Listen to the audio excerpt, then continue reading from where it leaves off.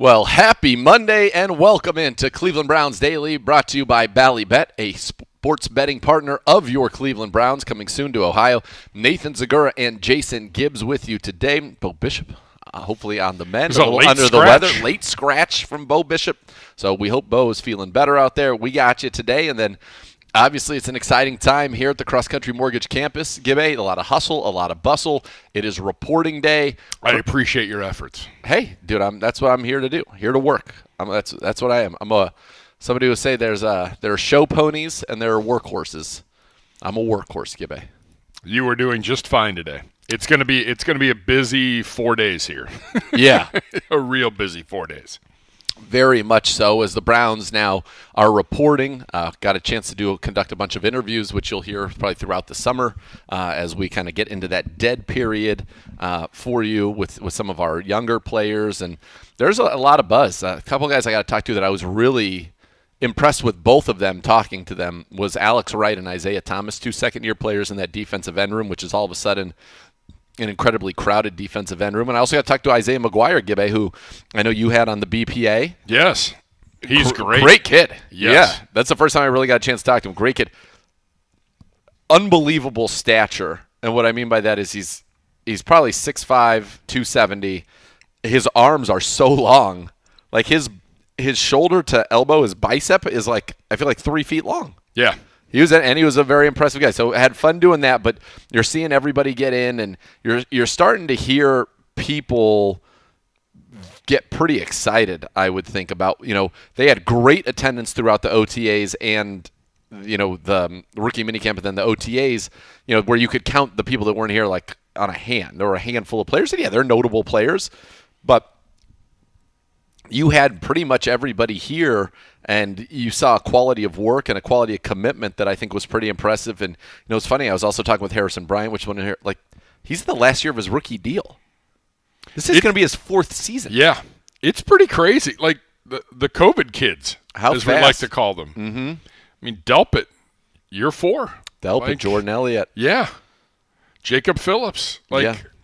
Beau won't let me do it, but I can tell you his teammates, Beau won't let me get excited about Jordan Elliott, but his teammates are very excited about Jordan Elliott. And there's a lot of sense. It just so happened that I talked to a lot of defensive linemen today that they are thrilled about this defense. Thrilled. They're not reading. They are just attacking. And for them, it allows them to play fast. And so they're very excited about defense. And they're a couple of the guys I mentioned independently, out of the blue, how excited they are about Jordan Elliott and what they've seen from him and the fit in this scheme. So it was fun to talk to people. But, yeah, man, that's wild. Harrison Bryant's in the last year of his rookie deal. 4 years. Yeah. That does not seem like that long ago. I mean, how long's Taki been with us? This is going to be his 5th year. Yeah. Yeah, because he was the last draft before AB. Yeah, these guys are like 27, 25, 26, 27 now, and it's pretty crazy.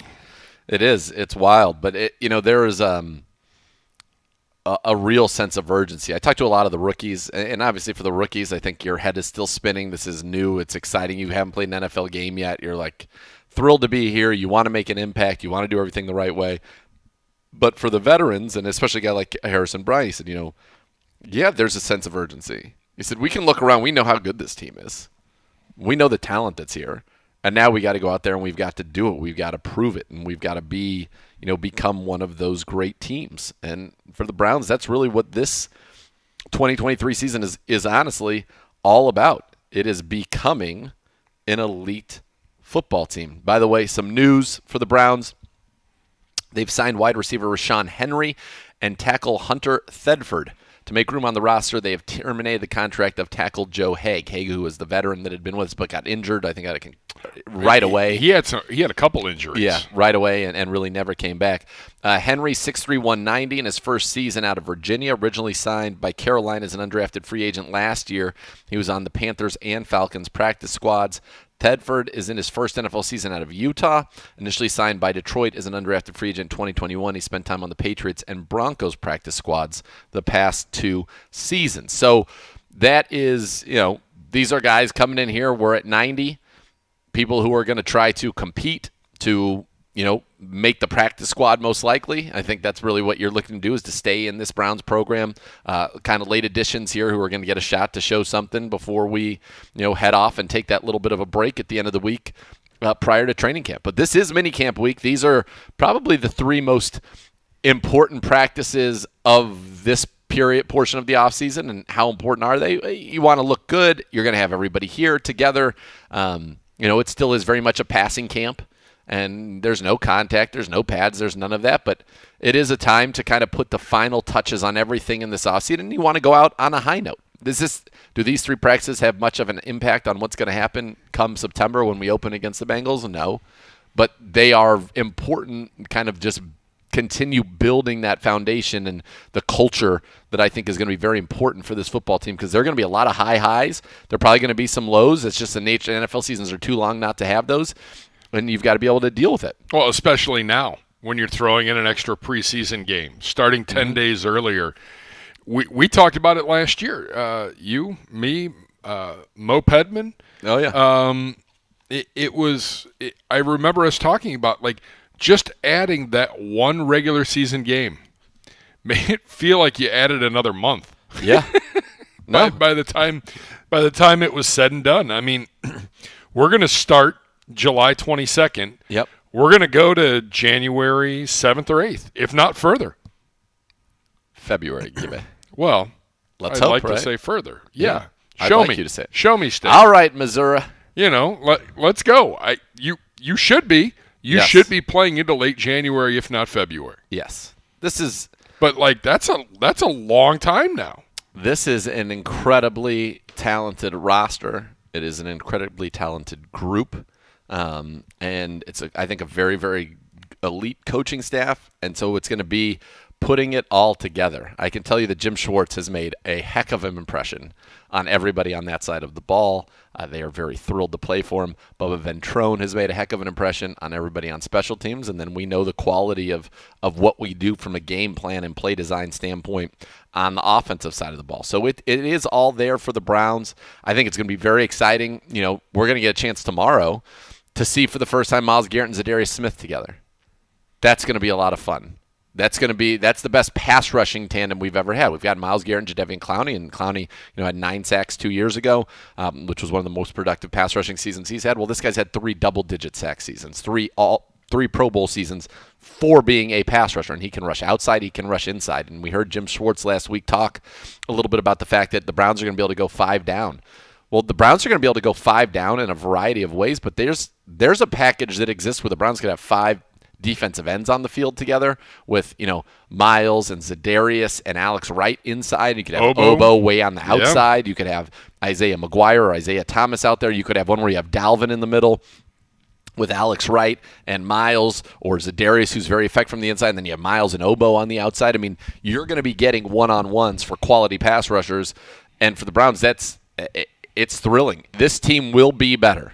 Mark my words. You can write this down. You can hold me accountable to this statement. This team will be significantly better in 3rd and 10 plus than we were a year ago. Yes. Significantly so. And that's going to be a great thing. That's going to be a great thing for Jim Schwartz is going to will that. Yes. And the talent that we have assembled here is going to, take that will and almost ensure it. That's in many ways what we're trying to do here. You get them in 3rd and long, and then you go ahead and you make plays. And we have the chance to have very much a play-making defense. And so it's going to be fun. It's going to be fun to see all of these things together. It's going to be fun to see, now hopefully we'll see more of, Amari Cooper this week. But we haven't really seen, Amari, DPJ, Elijah Moore, Goodwin all out there together with the Chief, with Nick Chubb. We haven't seen that at all this offseason. And now we're going to start seeing that now. And I think that is going to be a lot of fun. Yeah. I mean, that's – and we're going to get into it here in just a few minutes in our next segment, the top 5, the top 5 storylines of minicamp that we think. But everybody's here. Guys have to be in here by 6 o'clock. There is the team meeting later on this evening, kind of a reacclimating for everybody this afternoon, and then hitting the field tomorrow morning. And really, you hitting the meeting room, hitting the field. I mean, the clock is ticking for this coaching staff. You essentially have 72 hours. You got to get it all done, whatever you got, because the next time you see everybody, the season begins. It's training camp or at the Greenbrier in West Virginia. So you have 72 hours. You've got to maximize, and it's not just from a football side of things. You know, Yep. I can tell you from behind the scenes, you know, you're doing interviews. So we have some additional content because this team's going to break camp in 4 days. We have some shows between now and then. Yeah. We have a month's worth of shows Yeah. that we've got to do. You know, this is a production week from a TV production standpoint. They're doing stuff. There's our green screen stuff, which is stuff for the stadium, like community relations. The guys are doing signings for you know, auctions and charities and corporate partners, and everything is regimented down to the minute because you literally have 72 hours with these guys to get everything done that you can possibly get done. I mean, our field house right now has stations. You have to get physicals for 90 guys. Yeah. Yes. And It is crazy what's going on the facility today, on campus. it's awesome because it is the chance to put kind of lay the final bricks before you go and take a little summer vacation and come back here to get ready for, you know, training camp, which should be a very, very exciting and intense training camp portion for the Cleveland Browns as they look to get ready for what's a big season. This is a big season. The stakes Make no for this mistake season about it. are huge. No, make no mistake. These are huge, huge. This is a huge season with a lot riding on it. And I believe the Browns are ready to capitalize on that and ready to have, you know, a big, big season. They're going to have to do it, though. But you're going to see a football team. When you are able to come out here after the return from the Greenbrier, and you're going to see, if you're on your timelines on Twitter tomorrow, Wednesday and Thursday, for all the coverage you're going to get from, you know, the media of this and on clevelandbrowns.com, on the Browns mobile app, all of that, you are going to see a team that is complete and talented at where the most important positions in the game. And will they be able to execute? That's really the question for this team. And that's why, you know, we're going to be able to talk about it, and we'll go through some of the big storylines and we'll mention all of those things. But this team's got it all. It has everything it needs to be successful, and now it's just going to come down to the doing of it, which is going to be fun to watch. And speaking of, you know, getting it done, how about the Miami Heat? You talk about a team. That is a team that is getting the absolute max out of what they've got, and now they've pulled the 1-1 in the NBA Finals by playing basically a perfect fourth quarter. I mean, what did we say the day after Game 1? We're like, I don't know if this series is even worth watching. Yep. Like, the offseason storylines are way bigger with Yes. Ja Morant and LeBron and all these guys. Nah, it's all right. The Heat say, maybe you should tune in. Yeah. And play an amazing game last night. And now it's 1-1 going back to South Beach. What could go wrong there? I mean, all you got to do is keep splitting. Yep. If you can get to the Game 7 where it's all there. That's all there. Yeah, and there's all the pressure would be on the Nuggets, obviously. But what an incredible win! I thought this series was dead and buried. over. I kept getting updates, and finally last night I said, I guess I got to tune into this. Yeah, I threw it on at the end. Yeah. They, down the stretch, their execution, their team play, they did everything they could. You go in, they were down, I want to say 8, right? Weren't they? They were down 8 going into the fourth quarter. And they won the fourth quarter 36-25 and basically were flawless down the stretch. And they were phenomenal. And it was really cool to see, honestly. Very cool to see of them. And it's a big win, and it makes that NBA Finals significantly more interesting. And then you had at the Memorial, you had a crowded leaderboard. You get a playoff, and then Victor Hovland had to make like a 5-footer for par to win the first playoff hole. 18's tough at the Memorial. He wins it. So it ended up being a pretty darn good sports day. in what is there's a little bit of a lully period, as it were. But you got a great sports Sunday right there, and that was that great was a lot weather of fun. for the Memorial. Great weather beautiful. in general. Yeah, well, here for sure. How was your little trip? New York was great, and that's a couple of things. Number one, got to shout out my buddy D. Strum. Threw an incredible party. He's the ultimate host. So generous, and made sure that his daughter had a night that she will most certainly never forget. And New York's great. Had a meal at Catch New York. We were staying in the meatpacking district, which is actually really cool. We walked to that little island that they've built where Pier 54 got wiped out by Superstorm Stanley. Yeah. That was really cool. We walked around the Chelsea market. Kayla had never been in there, Miss Kay. I believe I saw her documentation. Oh, yeah, she's got good documentation.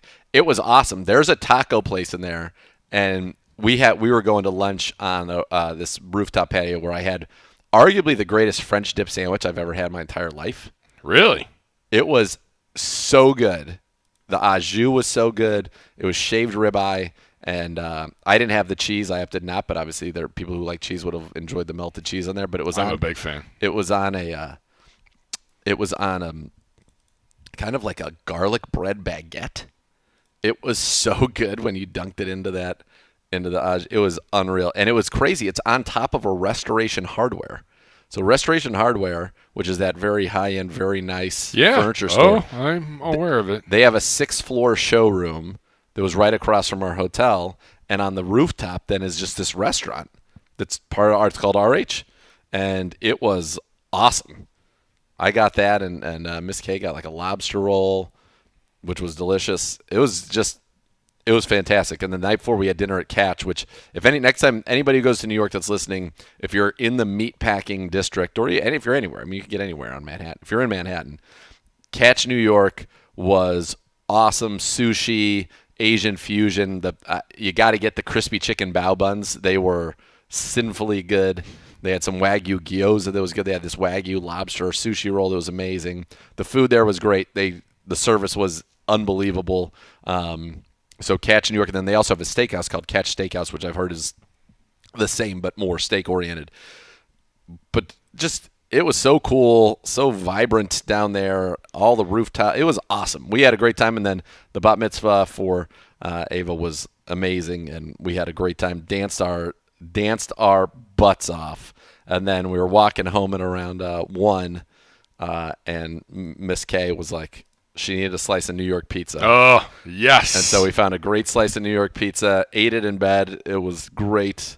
It was a perfect. We were really only there truly because of our delay out of here, which don't get me started on that. That was was not anything here. So it was nothing here. So clearly. there was a weather stop. There was, I guess, a storm in New York. And like when we got to Newark, there were people sleeping at people looked miserable. We didn't get in. We were supposed to get in at 7. We ended up getting in at 11.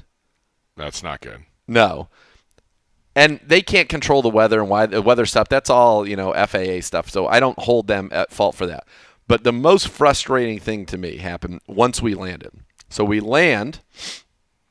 He's like, they got a gate for us. They know we're late. We're going to be great. So we land at I think it was 10:07 is when we finally actually landed. He said, well, wait a second. Earlier you said that, you're basically off the plane by 11, which was true. We land at 10:07.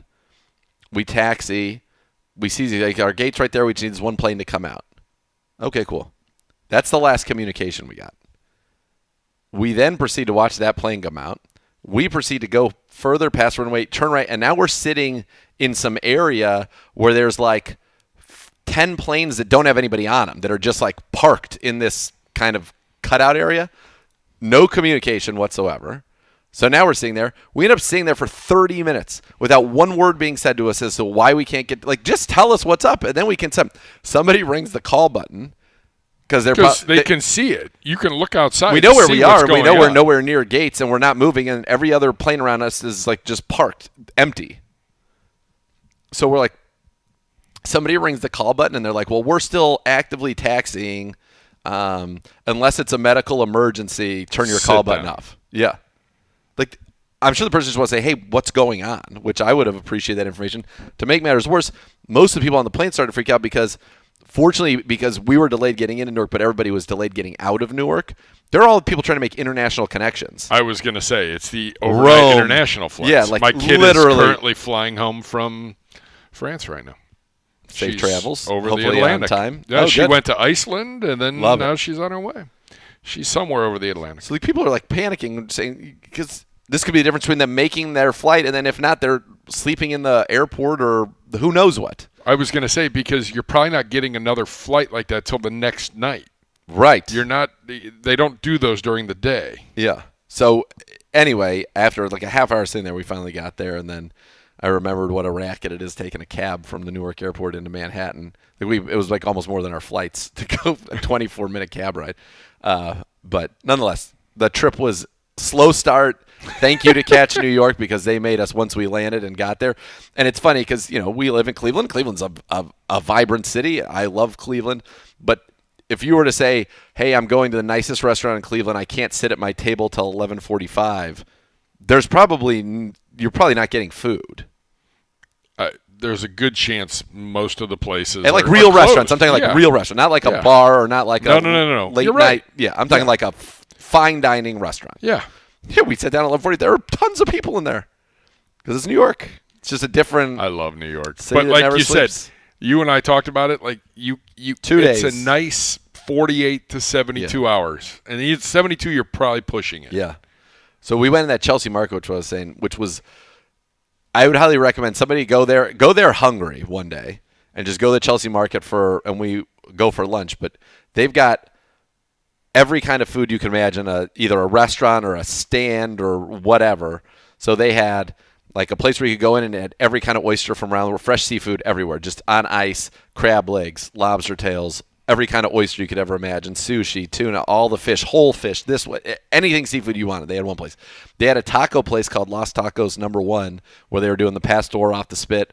The line for this taco stand inside, that's all it was basically a taco stand inside of the Chelsea market was like 300 people deep. You weren't waiting in line, no matter how bad you wanted to. Oh, and I did. They had one of the noodle places where they're making the fresh noodles, where they whap the noodles, the Asian noodle place, and they whap, and then they throw it in the water. And I wanted everything in there. Plus, there's an Italian restaurant that does everything, the traditional way. And it seemed like the coolest place. And so we had a lot of fun. We had walk around New York. It is an incredible, incredible city. It really is. First takeaway, first time I was ever in New York, I was in high school.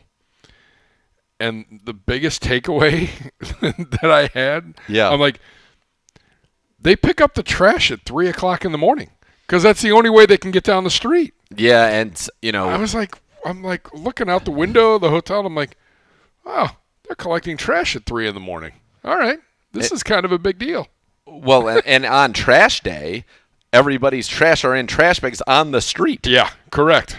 So in the summer, it can create a rather malodorous situation. You don't want to be New sightseeing. York City in the summer, not great. It can be great though. The park is great. You can have some very fun, areas. Certainly, I've spent most of my time obviously in Midtown. But I was in the meatpacking for a while after Superstorm Sandy wiped out our studio at Chelsea Pier. We went to Secaucus for MLB, so we would stay at the Standard and then go right into the tunnel, and we'd get right into Secaucus. So I had been there on Saturdays, but back then we were still going to Quality Meats, Quality Italian every night with B. West and the boys. But it was cool just walking around. The meatpacking district was vibrant. It was awesome. We had a great time, and again, thanks to D, the host with the most. It was an awesome time, and it was so quick. I mean, did the show Friday, got to the airport. I felt like the weekend was gone in the blink of an eye. Spent a lot of time at that airport, at the cantina and the C-Con course. You should. Yeah. And then what else are you going to do? Nothing. Correct. Nothing. It's not like there's an abundance. No abundanza. I did finish Barry, the series of Barry on the way home. Great ending. I thought they absolutely landed the plane on that. There's great drama in the Bravo world, so we were able to soak some of that up right now, which was also a good time, and it was great. And now I'm so pumped for this week because this is the first look really at these Browns, and it's going to be fun. And your first chance to hear about it will be with us because practice will end about 12:30, 12:40. That's right. We're going to have guys join us live. I'm trying to work on getting the patio set up. at the undisclosed location. Oh, baby. Maybe fire up the grill. Force Bishop to eat some chili dogs. Oh, God. Well, and I think the grill help. Players are going to want to come over. They're going to hang MJ out. said he'd come back. Anytime, of course. Undisclosed location's immaculate. People have fun when they come over here with us. It's a glorious thing. Yes. It's wonderful. So I think it's just going to be great to see the competition, and we can get in that in the next segment. Well, yeah, that's a part of it, right? Is the competition, the culture, and as Gibbe so eloquently pointed out, we will talk about that next. So here's what's coming up today. When we come back, we're going to go through the top 5 storylines for Browns minicamp this week. We also will go through, from CBS Sports' Jared Dubin, Thing or Not a Thing, ranking the 10 most complete teams in the NFL. And by the way, already it's erroneous. Yeah. Then we're going to go 2 o'clock. We're going to hear from Chris Sims on his Unbuttoned podcast why he put Deshaun Watson as the number 9 quarterback in the NFL going into this season. We'll also hear from Denzel Ward and so much more. You guys got questions? Throw them at me. Throw them at Gibbe. Yeah, I was going to say I'm happy we can get to some of those too at 2:15. I'm not even afraid, Gibbe. I'm not even afraid to take. I don't know. I'm not even afraid. I don't know if this is a good idea. I'm not afraid to take a few calls. I'm not afraid to do it. Well, you're not afraid, but Coop running the board back there is maybe pooping himself because he's like, well, what's going to happen here? I'm not. Oh, God, Coop. See, this is where things go south. Let's go. Not afraid, as I said. So maybe we'll do that, but hit me up on Twitter. Hit Gibbe up at Browns_Daily. Let's go. We're off and running. Cleveland Browns Daily, brought to you by Ballybet, sports betting partner of your Cleveland Browns. Don't forget your hot topics of the day, which we covered there, were presented by Vivid Seats, the official fan experience partner of the Cleveland Browns. Top 5 storylines for Browns minicamp next on CBD.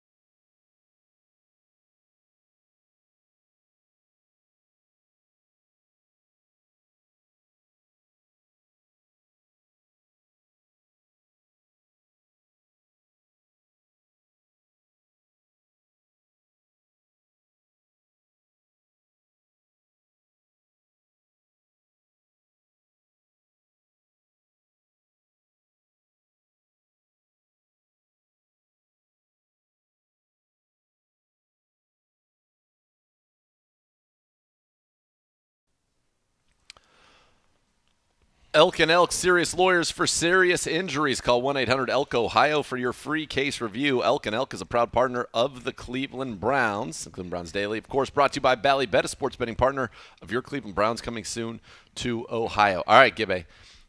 So I saw this on ESPN.com. They were going around with the top storylines for each team's minicamp. Minicamps, if they're happening, and there are some teams that don't do this. I still don't know why, but they do. There are a few teams that are not. Mini camps really are this week and next week. By Father's Day weekend, we're done. We're across ending a the week league. Earlier. Correct. Than most. Yeah, most mini camps will be next week. Correct. So that being said, as we get ready for mini camp, which begins tomorrow, I would like the 5 storylines for your Cleveland Browns this week. What are the top 5? Maybe not top. You don't have to rank them. But just I'll do it in order. All right. I put it in order. The 5 storylines for this football team as we go into mandatory minicamp. Number 5, Mr. Zegura. All right. Number 5 for me is the backup running back situation. We've been so used to, Nick Chubb and Kareem Hunt, Dearness Johnson. Well, Kareem Hunt and Dearness Johnson are gone. You drafted Jerome Ford in the 5th round last year out of Cincinnati. Certainly showed flashes in the kick return game, showed flashes in the preseason of being able to be a dual-threat running back. You go back to that Jacksonville game where he ran it effectively, caught it effectively out of the backfield. And so I think one of the storylines is, and it's maybe it's a minicamp storyline and something that they would ponder over the offseason or maybe even extends into training camp. But, is Jerome Ford ready to be that backup running back? Then that kind of if the answer is yes, the question then becomes who's the number 3 running back and what skill set do they bring to this football team? And then, if he is or if he isn't, is there a veteran running back still out there that the Browns would be interested in bringing in? Maybe a J.D. McKissick, who's a specialty type guy as a running back who's more of a pass catcher. Now, a little bit of just a wrinkle and somebody that clearly this organization thinks very high of is Demetric Felton. And Demetric Felton is now exclusively back with the running backs and may have a chance to be that pass-catching running back. I should also note that we've also seen in many situations, just in the OTAs, and I'm sure we'll see it in the minicamp and in training camp, where Elijah Moore lines up in the backfield, where Donovan Peoples-Jones lines up in the backfield, where Amari Cooper lines up in the backfield. And so that could be on some third downs, and we even saw it in games last year. I think one of our touchdowns, if I'm not mistaken, against the Ravens, and I may be mistaken, I think DPJ may have been lined up in the backfield and ran a little angle route. I believe you're correct. And scored out of that. So it's just to get matchups and put them on linebackers. So there are a lot of ways they can go, but I do think that is somewhat of a storyline for the Cleveland Browns. Another guy I think that's worth watching, and I've talked about him during the offseason, our guy Matt Waldman in his rookie scouting portfolio was really high on him. Hassan Hall. Yeah, I just wrote him down. The rookie out of Georgia Tech. Georgia Tech, Ramblin' Wreck. I think is a guy that is going to get some looks. It's tough with the running backs because there's no contact really. Sure, and that's where you're going to see that's where you're going to see in the preseason. Yeah. These extra games, that's where you're going to get all this will kind of determine what the depth chart looks like coming out of the offseason. So I think the story is, do they feel like going to the Greenbrier, they're fine with the running back room as is, or do they need to step that up? Sure. Do they need to step that up? Number 4, Mr. Zegura. I'm putting this together as 2 very, very talented people who, I think need to elevate their play in 2023. Cade York, who I have the utmost confidence in, and from talking to him and even listening to some of the things that Bubba Ventrone said, it feels like at times perhaps Cade was getting too technical in season with the way he was kicking the ball. And it's a lot. I got a chance to talk with Cade quite a bit at the golf tournament, and I love Cade, and I have no doubt in my mind he's going to elevate his level of play. Yeah. He is immensely talented, but it's like trying to think your way through a golf swing. You can't do it. Yeah, that's currently my issue. You can't do it. You got to take one thought, think about it, and just let it rip. But I think that was maybe a little bit tough for him. And now with Bubba, it sounds like he's going to get a little bit more of an opportunity to just go out there and hit the ball the way that he knows how to hit the ball and to do his thing. And so hopefully that leads to an improvement for him because, he obviously made some huge kicks last year, but there were games where we had kicks that could have won games that didn't go in. And, you think about very much the Chargers game a year ago. Think about the role that perhaps the missed extra point played against the Jets in a Browns loss. You think about the kick against the Ravens, which was so many weird things happened right there, and certainly not all on him. But you want Cade York to be the guy where you go out there and you think of him as a weapon the way that you think of a Justin Tucker. I think he's got that kind of physical ability, and he's got as we saw what was before Chicago when he hit 70-yarder at now Cleveland Browns Stadium. You want to see him elevate, and then the other guy that you want to see elevate is Jed Wills. It's last year, on his rookie deal. Obviously, the fifth-year option was picked up. No surprise there. But Jed Wills has a chance this year to become a cornerstone piece. And, is he willing to do that? He has a chance to make himself a lot of money this year. And good for the goose, good for the gander. It's one of those situations where the better Jed Wills plays, the better for him, the better for the Browns. So those are two guys that I think I really want to see kind of elevate. Yeah, and going back to Cade, I remember Bubba coming on. I think it was with Beau. You were out of town on vacation. Uh-huh. And Bubba said there's something to be said for maybe doing too much kicking. Yeah. Like some kickers want to kick 100 balls a week. Some guys only need to do it 20, 25 times in a week. Like, it comes down to the feel. It comes down to the person. And I think it's just finding that number for Cade, getting him comfortable so he likes where he's at, and going forward. Cade York wasn't awful. Cade York made some big plays. Cade York just needs – it's just a consistency. Yes. And there's no doubt mentally he is more than cut out for this and ready to go. Like, I don't – that's never going to be a concern, and I think he'll be fine. Jed Wills, I mean, you're being coached by the best in the business. You're playing on one of the best lines in the business. Yes. Got to show up and show out here in 2023. Yeah, I think that so those are two guys, and Cade York's consistency I think can go leads maybe more directly to wins per se than Jed Wills will, but I think obviously it all matters a great deal. Yeah. And I put Cade York on there just because I think he is that talented and he is that good. Yeah, and we just want him to be that consistent. I think Jed Wills thus far has maybe not maximized this talent at times. I think he's shown flashes of it, and so you hope that this is the year that he's able to do that. Exactly. On to number 3, Mr. Zegura. Number 3 for me is just going to be kind of more the new offensive scheme. How often are we in 11 personnel? How often are we in 12 and 13 personnel? Are we in 13 personnel but running 11 personnel plays because of now our ability to have, Harrison Bryant, David Njoku, and Jordan Akins all kind of be able to do things that wide receivers do, and so we're able to get big mismatches on defenses. What's the shotgun run game look like? What do we see in terms of ball handling from Deshaun Watson? What are the changes schematically? How much are we under center versus the shotgun compared to the past? So just kind of getting your first look at things like that. I don't think you're going to see everything in this minicamp that we're going to be doing, obviously, this year. You might not even see it all in training camp. But getting some of those looks at those sorts of things, I think, will be very interesting for the Browns. And that's a big part of what we're going to be, how we evolve as an offense. We know what it looked like, in the days of Baker Mayfield or Jacoby Brissett, where you were kind of playing with, in some ways, you were limited with what you were able to do with your quarterback situation. So you were instead trying to maximize, obviously, an incredible running game, which you've got with Nick Chubb, and, using that to give and provide easy reads, as opposed to it sometimes saying we're going to go ahead and we're going to line up, we're going to throw the ball, and then, oh, by the way, we're going to run some shotgun run game to Nick Chubb, and we're going to gash you that way. And, sometimes you're going to read option it, and he's going to keep it, or it's going to be a full RPO, and he's going to have the ability to run it, hand it off, throw it, all of those things. Well, and you're going to hear from Chris Sims coming up at the top of the hour, his top 40 quarterback countdown.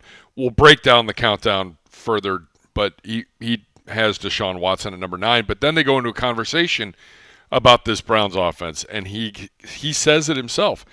I keep hearing that behind the scenes, this is going to be a much different offense. This is going to be a much different looking offense. This is going to be a better offense for this football team. Yeah, we had a great conversation with him, and it's probably even worth revisiting, maybe in some of these summer shows from the Combine, because that was a long time ago. But what he was talking about was schematically and some of the differences for a guy like Deshaun, where, he was used to setting every protection, doing everything. But in this situation, the offensive line, the center does it, and the quarterback really just has to read the coverage and deliver the football, and how it's hard at first to maybe adjust to that. But once you get comfortable in it, it's so freeing and you're able to play. And Deshaun does look, imminently more comfortable. But kind of just getting a look at what does this offense look like here, and how's that going? Seeing the new weapons, seeing the way that they're involved, seeing the way Elijah Moore is utilized, things like that. And then, not nearly as important, but backup quarterback Dobbs, Dorian Thompson-Robinson, who's had a very good start and impressed a lot of people here. It's just, I think it's going to be, these are all good, fun Absolutely. things and fun questions. Yeah. On to number 2, Mr. Zegura. So there's a lot in here. It's probably you could do 5 out of this one, but just Schwartz's attacking defense. What is this going to look like? On the defensive line, what are the combinations we're seeing together the most often? What are the different fronts we're going to see? Will we even see in this minicamp some of, what we call those NASCAR, the 4 defensive ends, maybe even 5? Yeah, how much will we see? How much will we see of that? Where are our linebackers at? In minicamp, that's probably more of even a training camp question, but where are our linebackers at? We've got, JOK is healthy. You got Jacob Phillips has been out there. Tony Fields has been out there. Kunashik's been out there. But, we haven't seen Anthony Walker or Taki yet. Where are we at linebacker-wise? I mentioned the different fronts. How do we see some of this Jordan Elliott? Do we see him flashing a little bit? Where's Siaki Ika? How is his progress going? The battle to make this team at the defensive end position. You got 6 guys who can play in this league right now. Miles, Zadarius Smith, Obo. And Obo, I didn't even realize this. Obo was at Oklahoma. Obo's last year at Oklahoma was the Defensive Player of the Year in the Big 12 when Correct. Isaiah Thomas was there. He'll be on the BPA next week. And Perion. So you've got guys who can play, and then I mentioned Isaiah Thomas and Isaiah McGuire, Alex Wright. So that's 6 defensive ends. Do we carry 6 defensive ends? In this defense, it's possible. I think we'll have 5 up. I was going to say, Schwartz said it last week.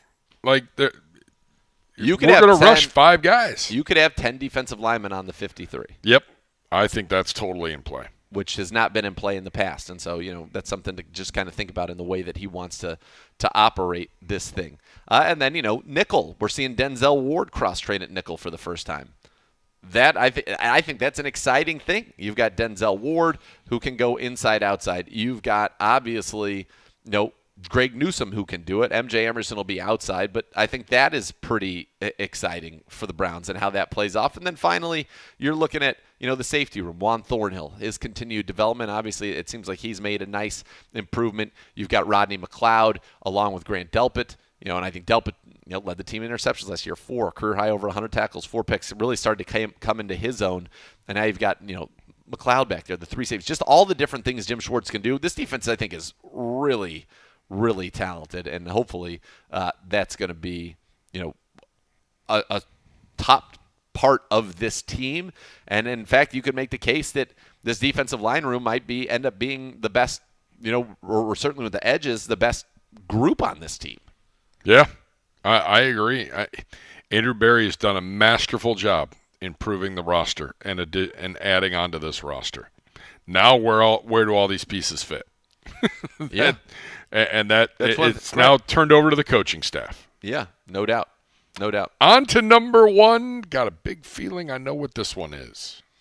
It's Deshaun Watson. Yep. I mean, this whole season, ultimately, at the end of the day, is going to be about Deshaun Watson. It's about, does he do what I 100% expect him to do, which is to become the guy. A top 10 is we're going to hear Chris Sims talk about, but even more than that. I think he's got a chance to be a top 5, top 3, top 2, number 1 quarterback in the NFL. He has that kind of talent, and so the storyline is going to be about him, the continued, comfort that he is showing, the continued ability to deliver the football accurately, just not thinking, playing his game and being the guy that, the Browns gave up a lot and gave a lot of money to be. And if he is, this team is going to be excellent. It's going to be an excellent football team, and it's going to be a lot of fun, and it's going to be very exciting for Browns fans. And I believe he is. I mean, he's already different. You can very much see that. You can very much hear that when you talk to players on both sides of the ball, the difference in Deshaun from a year ago to this year. And so I have the utmost confidence in him. I can't wait to see it. But again, that's going to be the storyline with this team. Whether or not people want to talk about that outside of here, that's the storyline with this football team, with the Cleveland Browns. That's going to do a lot and go a long way to deciding, where we end up at the end of the 2023 season. No question about it. So there's that. All right, because we got a very complete roster. Jared Dubin doesn't have us in the top 10 most complete teams. Mike Clay does.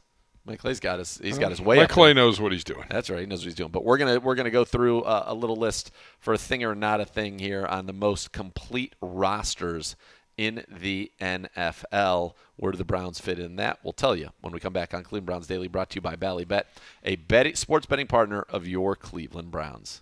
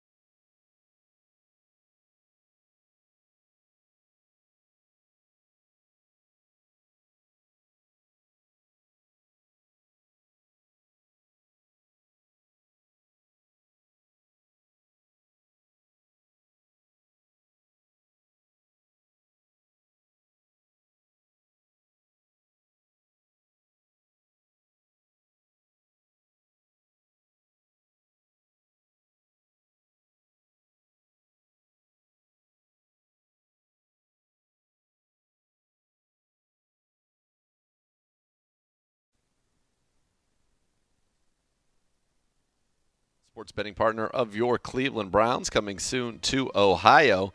All right, we mentioned this earlier. We're going to wrap up hour number 1 right now. Thing or Not a Thing, ranking the NFL's 10 most complete teams. These rankings come courtesy of CBSSports.com's Jared I just Dubin. want to book these guys, and I don't think I can because they just don't make them available. I think they're just designed to design segments for shows like ours. No doubt. It feels that way. We appreciate it this time of year. Yeah. From Jared Dubin, the NFL's most complete teams, reigning Super Bowl participants, and a few other teams as well. Thing or not a thing, honorable mention, your Cleveland Browns. Let's just go through these, and then I'll talk about where I think the Browns have a better roster. Okay. So honorable mentions were the Browns, Broncos, Lions, Jets, Squealers. Yep. A lot to digest there. Number 10 was Seattle. Number 9, Los Angeles, the Chargers. Number 8, the Ravens. Number 7, the Dolphins. 6, Bills. 5, the Dirty Natty. 4, the 49ers. 3, Dallas. 2, Kansas City. And number 1, the Philadelphia Eagles. Zegura, your thoughts? All right, so number 1, he's got the Eagles, and what he does is for each team he gives their best and worst. Yes. Or the best strength on offense and defense. So Eagles, biggest strength on offense, offensive line, biggest strength defense, defensive line. I think they do have an incredibly complete roster. I have no problems with them being number 1 at all.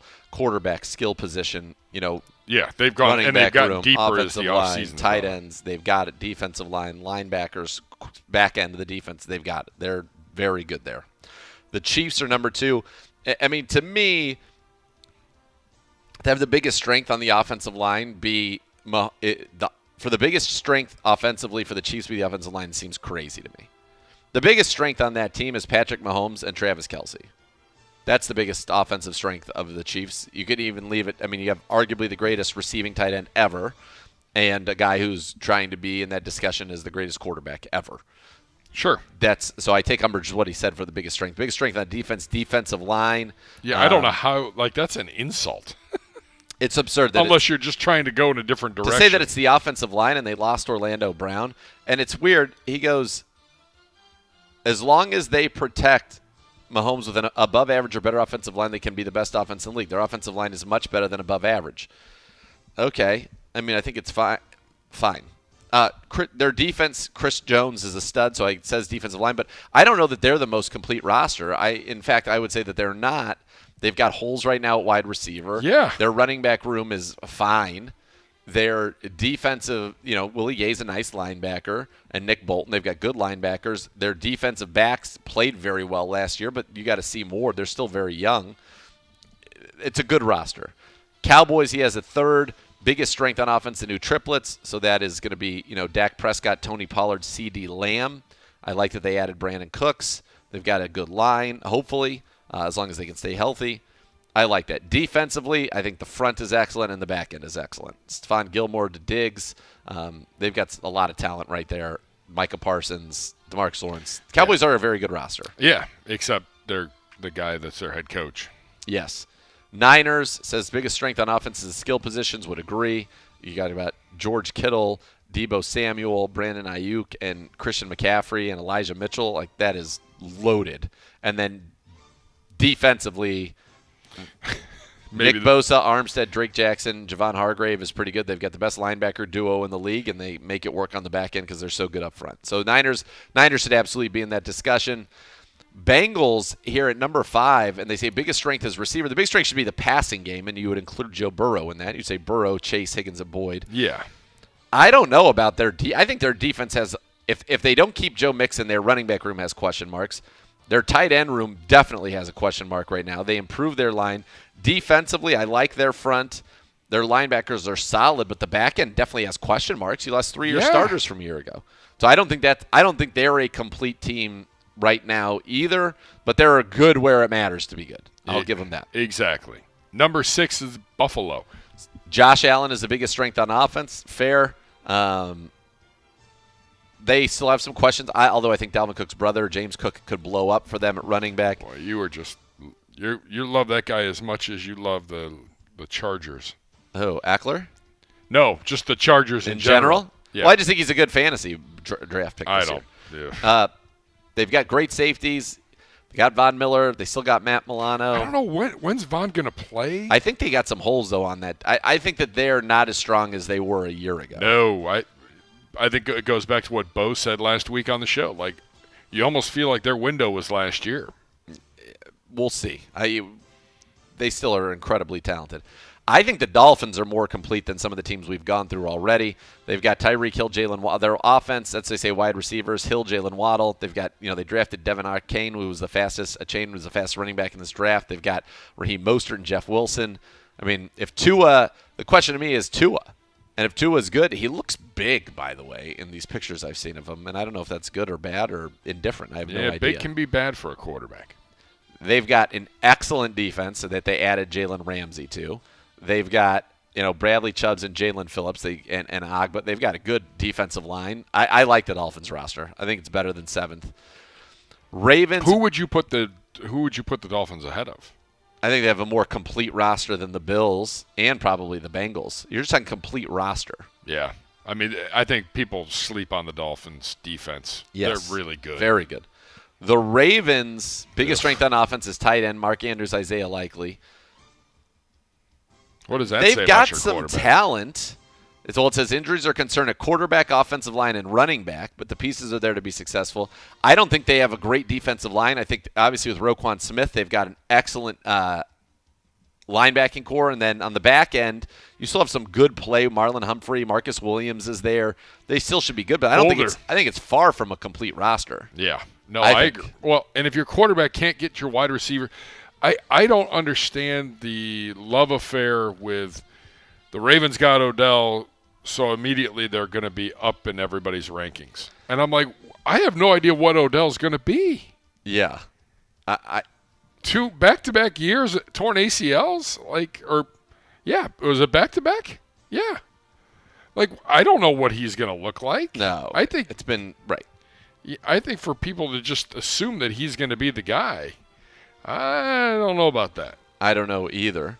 Then you've got the Chargers, who I think from a roster standpoint probably should be higher than they are, or better in this case, a lower number better. They were decimated by injuries last year, there's no doubt. Their line is good, their quarterback's good, their receiving core is nasty. Mike Williams, Keenan Allen, and they drafted the kid from TCU in the first round. Quentin Johnson, I think is his name. They've got Eckler out of the backfield. They've got solid tight ends who can run. And then you think about their defense. They've got Joey Bosa and Khalil Mack up front. I mean, they've got good corners. They're good.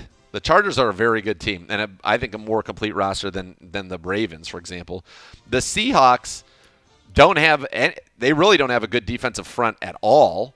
Their offensive line is You got Geno Smith. You got good receivers, Metcalf, Lockett, and Jackson Smith and Jigba. And I need to see Geno do it again. Do it 2 years in a row, which I'm not sure he can. Yep. And then they've got great corners. They've got Tariq Woolen, Kobe Bryant. They added Devin Witherspoon the first round this one. They got Wagner back. They've got good safeties. Quandre Diggs is a stud. Yeah, I think they're a good team, but they've got some holes. I just think if you look at our team. Where are the holes? We have a lot of. We need to prove things at wide receiver that you and I believe and that I think everybody here believes, but the world doesn't necessarily believe about our receiving core. But you've got a top 10 quarterback. You've got the best running back in the league, according to Pro Football Focus. They just put that out. We have the best offensive line in the league, or top 3. We have a loaded tight end room.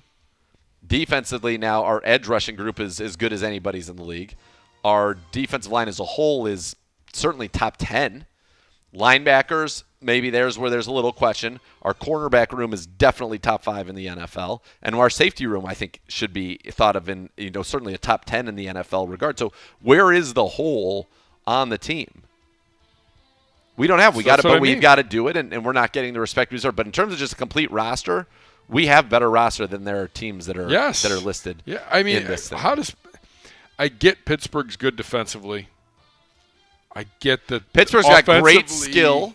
They improve their offensive line. They have great skill. Najee Harris, You've got Pickens, Deontay Johnson, and they added Allen Robinson, right, at receiver. And they got Freiermuth at tight end. Freiermuth is good. Freiermuth's good. Allen Robinson.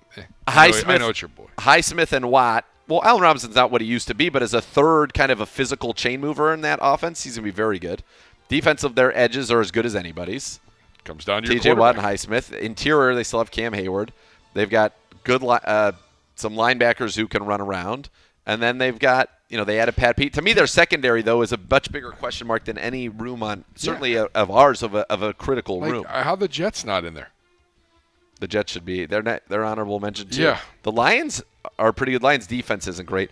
The Broncos on paper are a very good football team as well. They're just a lot of good teams. That's the point. Where are the Jags? The Jags have a nice roster. Yeah, they're not even mentioned. We are a top 10 most complete team, and then we've got to go out there and we've got to back it up. That's what 2023 is all about. This Browns team living up to and making its potential its reality. Yep. That's what it's all about. All right, when we come back, hour number 2 of Cleveland Browns Daily, we're going to hear from Chris Sims. We're also hear from Denzel Ward in this hour. It's all coming your way when Cleveland Browns Daily, brought to you by Ballybet, a sports betting partner of your Cleveland Browns, coming soon to Ohio, returns here on 850 ESPN Cleveland.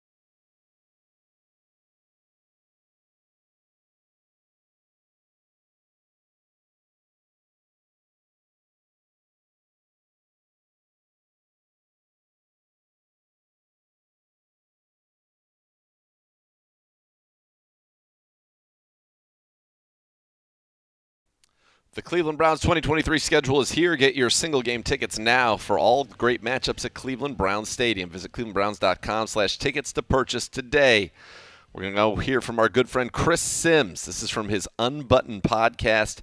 He's going through his top 40 quarterbacks going into 2023. We'll talk rankings down the road, but his number 9 quarterback is Browns quarterback Deshaun Watson. Here is Sims on why he put Watson at number 9 and his thoughts on the Browns offense. Your next quarterback definitely will the show. If you still got it, your number 9 quarterback is Deshaun Watson, Cleveland Browns. Yeah, there's some unknown. But let me just tell you what I do know. He's a superstar. That's what he is. He's a superstar who's rusty, and I'm betting on the superstar to come back this year. That's all he was tough in this ranking. Because, you go back and watch the film, it's not all perfect, right? Of course, he's not perfect, all right? But the things he has to fix, one, I've seen him do those things at a high level before, and two, my experience of playing the position, being around the league my whole life and all that, he's just got to get playing, get back on the bike a little bit. That's all it is. But, man, like Ahmed, his skills and tool set it's superstar. And you saw this from last year's film. Yeah. You're not going back multiple years. This is last year, his rusty year. His rusty year. Exactly right. Because I still see a guy that, has one of the best arms in football. It's an elite arm. It's elite. Again, it's in the class as far as if you want to accuracy on a 20-yard out route, Josh Allen will throw it the hardest in football. And then the next group of, Watson, Mahomes, Herbert, and that crew right there, he's in that crew of guys that can hum it in there and still be accurate, right? So there's that. And then he's an incredible athlete. We can't forget that. He's one of the best scramblers in the sport. He's one of the best, quarterback design run guys. I mean, that was a part of their game plan. And he did a lot of good things last year. He really did. And, hey, he had a lot of big plays and some things there where they let him down. I mean, he threw 2 touchdown passes at the end of the New Orleans Saints game that they dropped, and that game would have been different. He had a little bit of that in every game. I think they were getting used to him and what he was all about and all that. But, again, the things I saw as negatives, they weren't like, oh, man, he missed this throw, or, oh, man, he's got a weak arm, or, oh, man, he doesn't know what he's seeing. It was more along the lines of, let me try to paint this for you, Ahmed. As a quarterback, you always got to kind of got the, the fail-safe, or you got to have somewhat of a plan. Like, hey, if the hits the fan, I can do this on this play, right?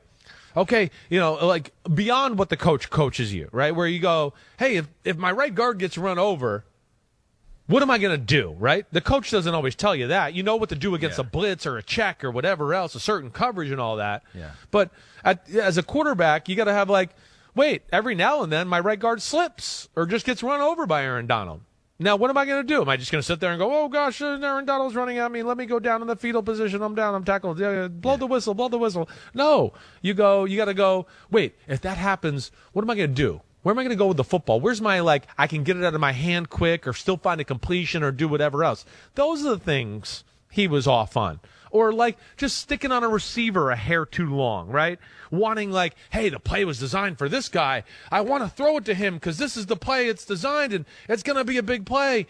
And it's oh, no, wait, all right, no, you should have moved on already. You're a little late now, and now the second guy's not open, and you got to run and do whatever else.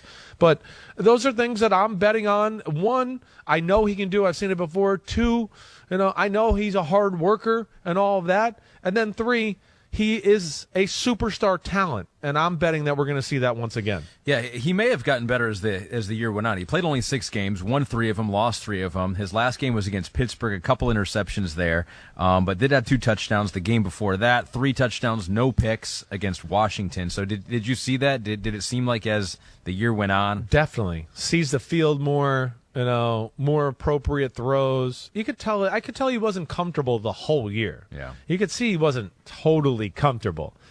But you still see throws and plays where you just go, I mean, he had a play against the Bengals, or again, he had a few throws against the Bengals where you just go, holy crap, what a throw.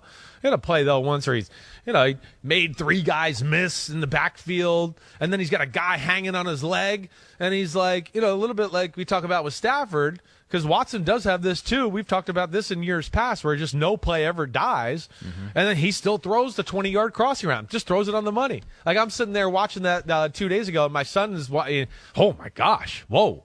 He's like, that's unbelievable. And I was like, yes, it is. That's what Deshaun Watson can do. And I think we forgot that a little bit. And, again, he's got to knock some rust off, and it probably won't be perfect at first. But, damn, like I said, he's made of the right stuff as far as playing the quarterback position, and his talent's real. Here's the offensive coordinator, Alex Van Pelt, who also hosts SportsCenter, right? The Van Pelt show at the end. That's Scott Van Pelt. That's double. Oh, his brother, I guess. I don't think they're related. Although Van Pelt's not very common. So maybe there's some cousins or My something. dad played with a Van Pelt, too. Oh, that's right. Punter? No, he was a linebacker. And then there was the quarterback, Van Pelt, who was the linebacker's son. Okay. Who had a few minutes with the Denver Broncos. You really up this Van Pelt thing. A long line of Van Pelt royalty in sports media and football. Alex Van Pelt, the offensive coordinator of the Browns, says it's just his confidence in the system itself, understanding of what we're asking of him and how to communicate at the line of scrimmage, everything from protections to calling plays in the huddle. He said this to the Akron Beacon Journal. He goes, he's improved tenfold since this time last year. Yeah. So, I mean, you see it all start to come together, playing with a little swagger out there and having some fun. So he has seen it in OTAs already. Yeah, they're seeing it. There's a reason we're hearing rumors in Cleveland that they're going to play a different way this year, right? That they're not going to be so run and Nick Chubb and run and Nick Chubb. You know why they're going to change? Because they're seeing this dude every day. They're not changing going, well, he's not very good and we don't trust him, but let's open it up.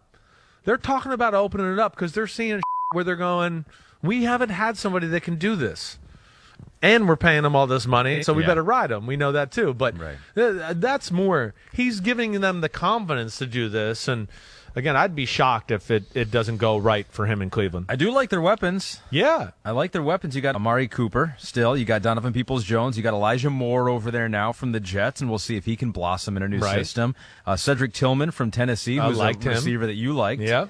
David Njoku's a really good tight end still. Marquise Goodwin, a receiver, and Njoku, and then you still got Nick Chubb. Exactly. And you still got a decent offensive line. Maybe not as good as they've been in years past, but still good. Still good. Yeah, no, agreed. There's something to work with there. I'm excited to see what their new look on offense will look like and how they're going to attack. But, yeah, it's again, maybe there's no A-plus receiver there, but Amari Cooper is still A-, and then there's a lot of B-plus receivers there too, and a tight end that's freaky in that running game, and if they do it right, they should be a handful to defend. I don't know what their cap space situation is, but I mean, DeAndre Hopkins has been a named rumored out there. I know. I don't know if they could fit him in. I wouldn't. Watson and Hopkins back together. I don't know if I'd want to do that. To me, it's like you're just getting him comfortable and he's the man, and now we're going to bring a guy in that wants to demand the ball and maybe more contract money. I don't know what the relationship was like, though. If they had a good relationship, that could help. I know. I think it was pretty good from what I remember. DeAndre Hopkins does not have the greatest reputation around football. That's I think there's a reason why you saw nobody trade for him. I think it's the money, injuries, PD suspension. If he has a good year, he's going to ask for more money, right? I think all those things. Is he a guy that's past his prime? It's year 10. He never was he's going to run by you for a 60-yard bomb type of guy. In his prime, he was just good enough of that to keep you honest in that territory. Right. He's not that anymore. I would have a hard time. 30. If I'm him, I'm not sure if I want to go there either. Like we're talking, there's still some unknowns about that situation there. Yeah. He's at a point of his career where you want to win a Super 20. You want to be in a spot where you could be successful and rack up a lot of stats and do all that. And I'm not sure Cleveland's the number one. 10. If I had a bunch of options out there. I mean, last couple of years we've said that. We've said that Cleveland, the talent, 5. be the best team in that division, right? And they just haven't realized that talent. Coming in. All right, there's Chris Sims from the Unbuttoned podcast talking about the Browns, talking about what he likes about Deshaun Watson, how this offense will evolve, and then a little commentary on DeAndre Hopkins there. And I think, as we said, the more that it goes on, the better the possibilities that he is ultimately with the Cleveland Browns. But it would be on a very friendly deal because the Browns aren't going to overpay for him. Yeah. And then in that case, I think it does work out. I think he gives you something that you don't have, but I also think that the Browns are totally fine going forward with skill position talent that they've got. Yeah, I think it's funny, all of these off-season sound bites that we have from the national prognosticators.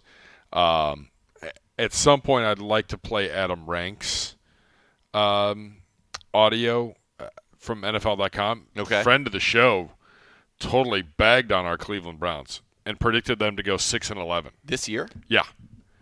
Oh, boy. And I listened to him, and I'm like, are we looking at the same roster? And then I start listening, and it's like, people are. It goes back to what you and I were talking about earlier in the show. I don't think people are totally sold on the wide receiver room. And they're not sold on Watson. People are the 6 games. But Sure. What Chris Sims said is something that I've said many times, and I have had an opportunity to have, obviously a great vantage point in all those games, but then also went back and watched the tape. Is that he made unbelievable throws every single game, unbelievable plays every single game, better than we've seen here, and that are elite, that are top 5 quarterback plays in the league. He just didn't do it consistently. And the layups weren't necessarily layups all the time. And he wasn't, maybe as he said, he was trying to make a hold and make a big play instead of taking the 5 yards. As he gets more comfortable, that consistency is going to increase rapidly. And I fully feel like he has, as you heard right there, that's Chris Sims. Chris Sims has no allegiance to anybody other than to give what he thinks is his correct analysis. And by the way, like all of us, he's right a lot of times. Sometimes he's not right. Yeah. But he is exactly right when he's talking about the fact that Deshaun Watson has elite characteristics and traits, and we've seen him do it in this league. And I think Deshaun Watson is going to do that this year. There are a lot of people who it's not fun to talk about the Browns for those reasons, and people don't want to give the Browns their due because, frankly, there are probably people who've been burned by the Browns. The last couple, nobody's ever going to say anything for, you didn't think the Browns were going to be good, and they were good. It's easy to be like, they exceed my expectations. Well, there are a lot. 2019, we had some awful high expectations. Same with 2021. Yep, exactly. And so I totally Did he understand, say but that, I think though? it goes back. I think it goes back to the quarterback play. Did he say that like after we got Zadarius Smith and stuff? He just taped this. That it's hard for me to find a situation where you could look at This this literally roster, was just recorded. where you'd look at this roster, look at this coaching staff, and say this team's going to lose basically 2 out of every 3 games. I mean, I just don't see how you see it was that. one of the top 4 on the NFL.com on the right side. He went through and he's like, they're going to lose to the Bears, they're going to lose to the Texans. I'm like, what? What are you looking at? Some of these teams you're Based talking on what? about. He goes, I have the audio. Maybe we should play it tomorrow. Maybe Friday. So at some definitely point, not during, or in the once we get off-season. through, like he goes on. He talked about he did this for every team. He walked through and was like, win, loss. Here's why. I want to say he had us losing. Who do we play the week before Seattle? Denver? No, yeah, definitely had us losing to Denver. He's like, yeah, nope. And I was like, okay, you're awful quick to. We go to Seattle, don't we? Yes. But he had us losing to the Colts. Why? He had us losing to the Colts. He had us sweeping the Steelers. He had us losing to Jacksonville, Chicago, Houston, 3 in a row. And I was like, what world are you living in, Why? buddy? I'm just listening. Again, you've got to prove it, and these games will be played, and there will be Yes. real records, and it's hard to talk about what is or what not. When I was in my fantasy, I'll play the audio for you later. When I was making my living doing fantasy football, the truth is anything can happen in a game. But what you wanted to do was provide the outcome that you thought had the highest likelihood, and then provide sound and entertaining reasoning for that. That was kind of, I thought, my job. You can say all you want, and the reasoning is what I'm not so much more concerned with what he has said and who are losing. I'm just curious as to what reasoning would lead him to that conclusion being the most likely outcome. I don't know. You can lose a game that you have a 1% chance of losing. You can lose a game that you have a 0.09% chance of losing. We know it. We've seen it. But the rationale for it is what I'm more interested in, like what his reasoning is. Because I just think it's hard to look at this team right now, certainly on paper. And I understand that there are people who are not willing to, look at Deshaun Watson through the lens that Chris Sims just looked at him as a top 9 quarterback. But even so, our defense is going to be better. And last year, if our defense was good with Jacoby Brissett, a worse receiving core, we could have easily been a 10-win team. Yeah. So I feel like that's the direction we're headed. Now it's loaded. The AFC's loaded. There's no doubt. AFC's loaded. And if you want to be serious, you've got to be a team that can go out there and play against teams of that kind of caliber, of that kind of talent, and you got to be able to beat them. How many wins do you need in the AFC North? I feel like what? Make the playoffs? Well, like just to put yourself in a position. Like, I think if you go 4-2 in the AFC North, you're feeling great. If you go 3-3, I think you're just fine. Yep, that's where I'm at. You're going to beat up on 500 or better. Yeah. You gotta win at least 3 in the AFC The crazy North. thing is 3 of those games are happening in the first 4 weeks. So like your season in some ways, if you can come out of those first 3 division games at 2-1, you're in a great spot. Yep. You're in a great spot. Nope, I agree. We played Cincinnati well historically. They're not going to have really as much tape on us as we're going to have on them. They're going to be figuring out their back end against our I like the way that we've played them. I think our team matches up well with them. They have in the past, and I think we're even better equipped to match up with them now. I think, go to Pittsburgh. We just got to be able to win. Like, that's the game. That game, to me, is proving that we can go into Pittsburgh and win. When's the last time we went into Pittsburgh and won in the regular season? Has it happened? I know we won the playoff game, the COVID playoff game. I know that. We had also, it started with a defensive touchdown on the very first play. There were a lot of things that went in that game. And it was not the same environment as going in there and beating them in front of a full house. But we did not win in Pittsburgh last year. That was the last game of the season. We did not win in Pittsburgh the year before. That was the Monday Night Football debacle. We did not win in Pittsburgh the first year when we went to the playoffs. I think we lost 30. Hold on, I'm looking. 1-7 or 35-7. Baker threw a pick 6 to Minka early in that game, and we got smoked. The year before that was the year we went winless, right? No, in 2018, I don't think we beat them in Pittsburgh. 2017 was the last game of the season when we went winless. We did not beat them in Pittsburgh because that was in Pittsburgh. Off the helmet. Yeah, I don't think we've won in Pittsburgh. I don't know if we have in the time you and I have been doing this. Stop that. I'm looking it up right now, but I'm pretty sure that if the internet could move any slower here, it would be great. Let's see.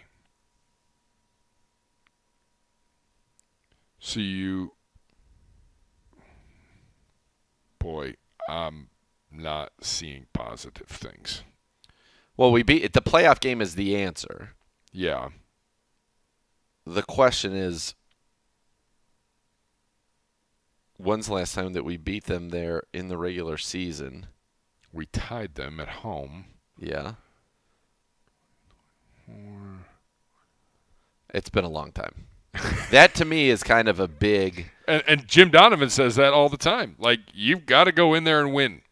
Yeah. That, to me... Like, with fans in the house and everything else, not taking away from anything, but you have to go in and you have to... It's not great. Okay. At the Steelers, we won in the playoffs. So we've lost, 38-7 in 2020, 26-14, 28-14. We have never won there, you and me, except for the playoff game. Oh, my God. The last time the Browns beat the Steelers in Pittsburgh was 2003. Yeah. This, to date, is the only Browns regular season win at Heinz Field or now Acrisure. 2000? Are you serious? 2003, I guarantee that's on my board from the games last year. 2003. Yeah. Wow. So that Monday night game is a big to me. That exercises a lot of demons, and I think would be a very big win. And if you come out there, beat the Bengals, beat them 2-0, then all of a sudden everybody's talking about the Browns. But you've got to do it. And these games, this season has a lot. Number. Right, hang on. That's 2003, the last time the Browns beat them in a regular season game. So that means Roethlisberger never lost, other than the playoff game. Never lost at home. Correct. Wow. Okay.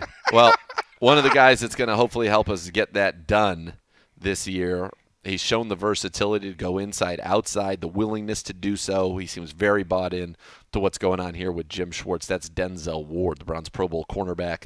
We are going to hear from him when we return here on Cleveland Browns Daily, brought to you by Ballybet, sports betting partner of your Cleveland Browns, coming soon to Ohio.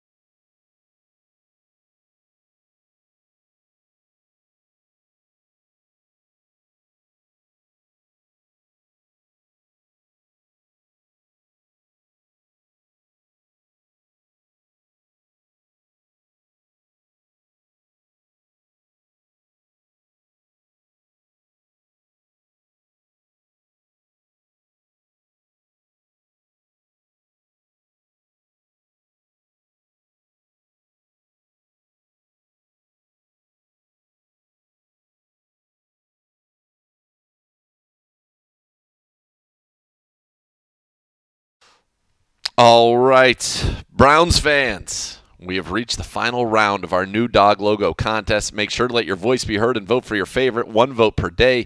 Visit clevelandbrowns.com/dog logo to cast your vote. I hear that it is close. I hear that it's very close. A lot of votes have been cast. All right, so speaking of that, Yeah.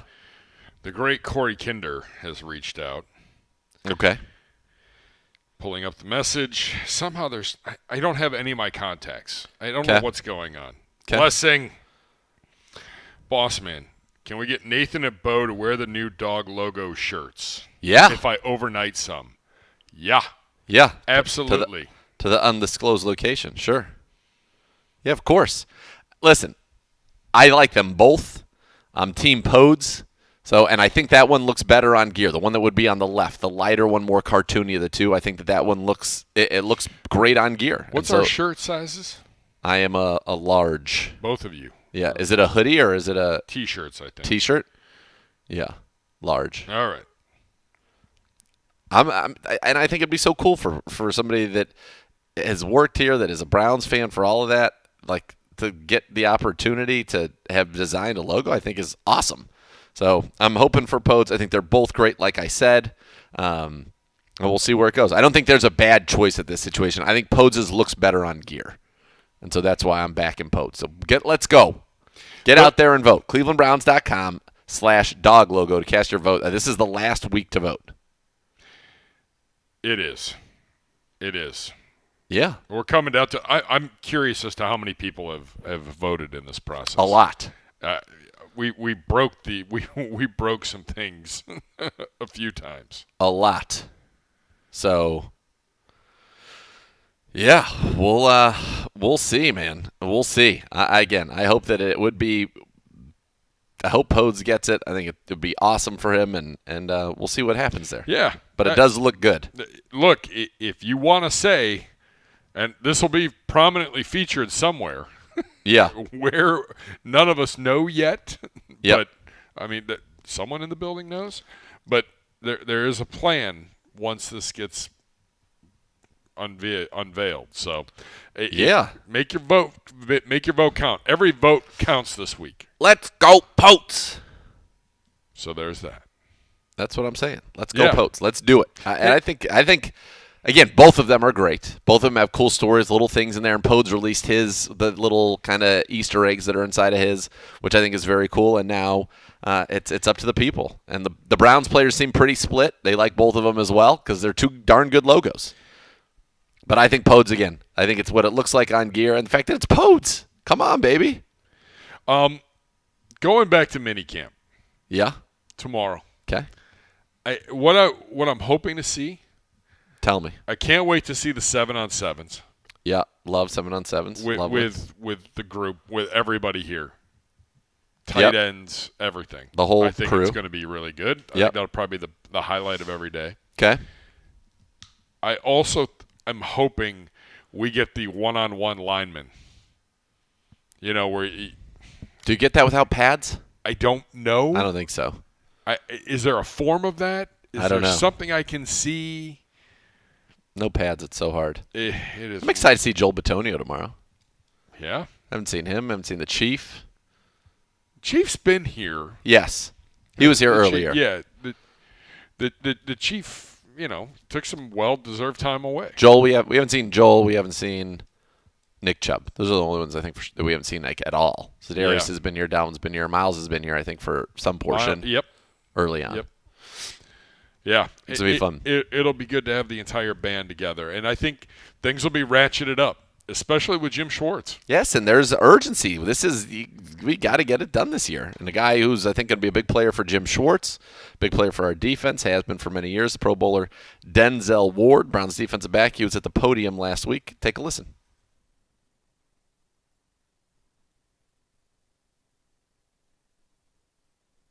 How much of a difference is it for you guys as defensive backs and You guys are down. what you've been running with Joe? Yeah, it's a little different systems, but similarities within the Saints. So just learned a new playbook right now and getting a hold of that. But definitely have its differences, but definitely also got its similarities. Though. Denzel, how different is Schwartz during practice than maybe what you experienced with Joe Woods? Because there's things I think we see as individuals watching practice that seems a little different. Yeah, I don't want to compare and contrast too much, but he's a great coach. I'm looking forward to learning his system some more and continue to run it and running up against the offense with his system, though. So looking forward to it. What's it like when you guys are out there and you're hearing him, holding you guys accountable, getting you guys fired up? What's that like as a player out there? Yeah, that's good. That's what we need. We need to be coached up, whether that's in a hard way or not. I mean, it's good criticism. Guys got to be out here knowing what they're supposed to do and doing our job, and he's making sure that he's holding us to that standard. Denzel, I know it was just a couple plays in OTAs, but I did see you in the slot a little with Greg and MJ on the outside. Could we expect maybe a little more slot out of you? Oh yeah. So you definitely expect me inside, outside, wherever. So just trying to be anywhere I can to make plays and help this team out. What's that like to have, obviously with MJ having the great year that he did, we know how good Greg is, and obviously you to have the three of you and really be able to blanket some guys out there? Yeah, that's huge. Just guys having the versatility to play different positions, whether that's corner, nickel, or safety, and just being able to move guys around, create matchups against the offense. I think it'll be helpful for us this year. What does Juan Thornhill bring to the secondary? Versatility. I mean, he's able to play the post. He's able to come down into the box or and cover. So he brings that versatility, leadership to the team. Denzel, when you see the additions that have been made with up front, obviously that helps you guys in the back. So it's Darius Smith, Beau to go along with Miles, Alvin in the middle. I mean, how excited does that make you in the back end? Yeah, it's very exciting. But at the end of the day, we all got to do our job. So we got to make sure that we're helping those guys up front and locking our guys down on the back end. So, I mean, we work together. But definitely excited about those guys on the front and looking forward to getting everybody together and compete and going against offenses. Denzel, why did you guys go down to Puerto Rico with some of the offensive guys? And sort of, what did you get out of that trip? Yeah, it was just to build camaraderie, just a time to get away a little bit. The rookies and everything were here, so we're just trying to continue to build that relationship with the team and just have a good time, get away. Still do a little football out there, but still just have a good time, like I said. Denzel, you mentioned it's good to be coached up, coached hard. Do you think that was maybe lacking during last season? Say that again? I said you mentioned it's good to be coached hard sometimes, right now. Do you think that was lacking last season? No, I don't think it was that was lacking last year. I mean, coaches got on us last year the same way they did this year.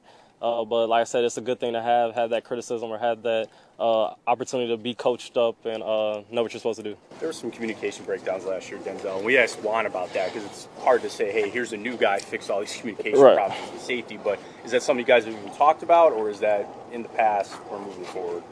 Yeah, we talked about it, but I think with this new system that coach is bringing in, it's kind of take out all those if, ands, and kind of those questionings. So you pretty much, you know what you're doing and you just go do it. You don't have to read too much out there. Would you say that's the biggest difference? I know you want to compare and contrast, but is that one of the biggest difference between last year and this year? Is last year there were a lot of checks, a lot of things. This year it's you're doing your job. This is what you do. Yeah, I would say so. Denzel, saw you in the inside quite a bit. Is that going to be see more of that as the season goes on? Yeah, you can definitely see that. So I may be inside, outside, safety. So wherever I can to be to make a play and help this team out. At this stage of your career, you enjoy that? It's kind of expanding your horizons a little bit. Yeah, I just want to be out there on the field and best play to make a play. That's what I'm trying. My focus is lock my man down and out there to make plays. So wherever I'm at, I'm cool. Do you like the idea of maybe possibly following a guy around all game, like Jamar Chase or something? Yeah, definitely. Like I said, I'm here to help this team win. So wherever the coach got lined up for me, I'm ready to take it on. Denzel, Jim Schwartz just said that he likes to stand in the middle of the field, and part of the reason is he likes you guys to feel his presence. Do you get that out of him? Do you feel this kind of guy looking over everything you guys do? Yeah, I do, and I like that. It keeps us on our toes and focused on our assignment and our job and what we're supposed to do. Guys don't want to be out there messing up and get screened that are called out on, but so it just kind of gets you to lock in and do your job. I don't know if you've been matched up a ton with Marquise, but we were talking to him today, and he's so fast. When you see him run when you're out on the field, what do you think? Yeah, he's a burner. He's a fast guy, a guy that could take the top off defenses. So looking forward to going against him some more and just getting better. How about D-Hop? Would he be a welcome addition to this team, and how good is he And just what would he add if they bring him in? Oh, yeah, no question. I mean, you guys see the resume that D-Hop has in this league. He's a premier receiver, and, I mean, we'll definitely welcome him with open arms if he were to come here. But, yeah, so if he comes, cool. But we're going to continue to take a day at a time and do what we're supposed to do. 20. For the season. Denzel, Goodwin is like 33 years old.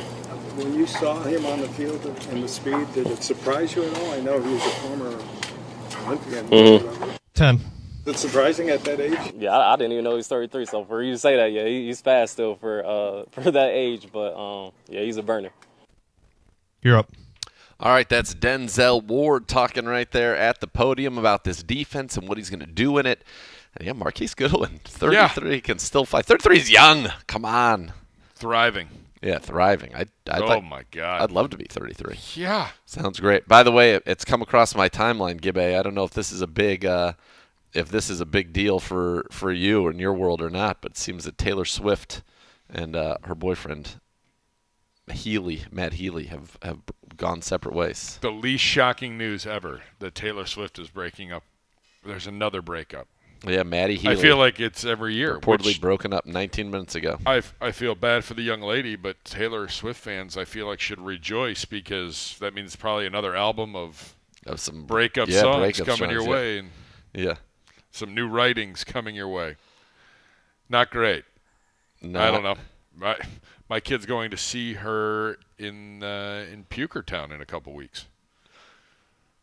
Well. And I was supposed to go to Detroit this weekend, and that trip's been postponed. Postponed due to T Swift shutting down. I mean, when she goes somewhere, she literally shuts down. So my kid saw her in Chicago on. Oh, that's right. Friday. Friday night, and so it was awesome. They loved it. I will say this: I have seen her in concert. Oh, when she was here, I saw her in Pittsburgh. Actually. I can't believe that she didn't come to Cleveland this year. I know. I don't know why that is, but I will say it is worth every penny. She is a fantastic entertainer. She knows the number one rule when it comes to concerts: play the hits.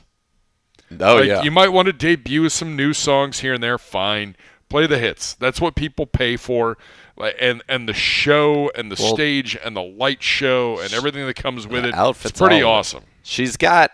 I mean, this one's Era, so it's off of every album, and then there are 2 surprise songs that you get each one where she changes those up. So they got I Wish You Would, which they were pumped about, and then Lakes, which they didn't know as much about, but then ended up, now they loved it. Yellowstone says he'll bite the bullet and date her, I guess.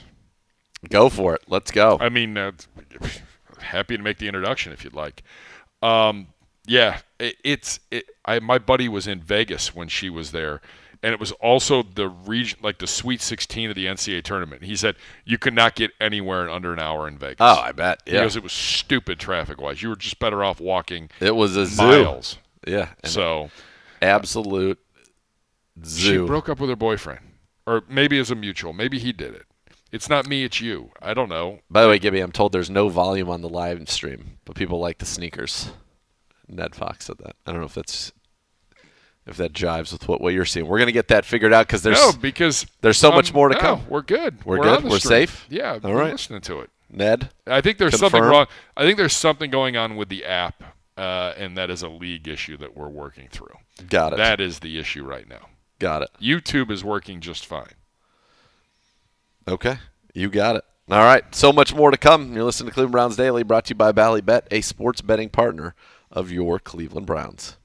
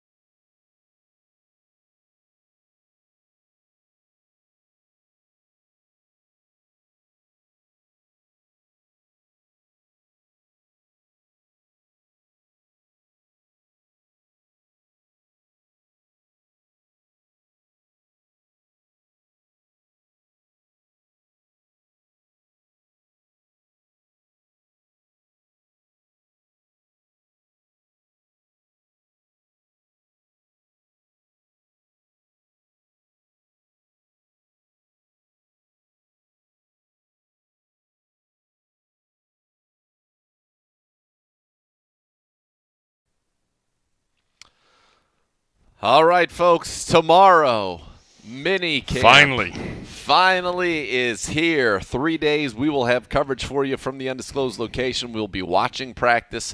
We'll be able to break everything down for you here. We'll have great guests. It's going to be this is kind of the biggest week that we have in the early part of the offseason as it relates to this football team post-draft. Then we'll get the summer break, and we'll be back for training camp, but we'll be giving you content throughout the summer. But tomorrow it starts. Everybody has reported right now. They are back here with the Cleveland Browns. Veterans, everybody getting checked out, getting ready. The rookies, physical day. Pictures, autographs, video board stuff. Hey, we just tweeted out something with Denzel. Yeah, with Denzel. I saw that. So it looks pretty cool. So that all starts tomorrow. We'll get some good competitive, I think, 7-on-7s. I don't know how much if we'll get any full-speed team periods. You will get some 11-on-11, but so far those have been mostly jog-through type of a pace. So we'll see if that ramps up or if we have to wait for training camp for that. But this is going to be a lot of fun, I think, for the Browns and their fans, and certainly for all of us. Want to thank Chris Sims, obviously, for his content and covering Deshaun Watson on his Unbuttoned podcast. You can check that out as well. Thanks to the great Gibbe for doing this all. And, Beau, get well soon, Let's brother. go, Bishop. Let's go. Tomorrow, Minicamp, baby. Got to be ready. Take a couple shots of Jameson or just drink the whole bottle. You'll be fine by tomorrow. I don't know. I don't know if that's sound medical advice, Gibbe. I don't know if you're a doctor. Yeah, I can play one. You can play one on TV. All right, that'll do it for us. The next level is next. On behalf of Gibbe, Nathan Zegura saying thank you so much for listening to Cleveland Browns Daily, brought to you by Ballybet, sports betting partner of your Cleveland Browns, right here on ESPN 850.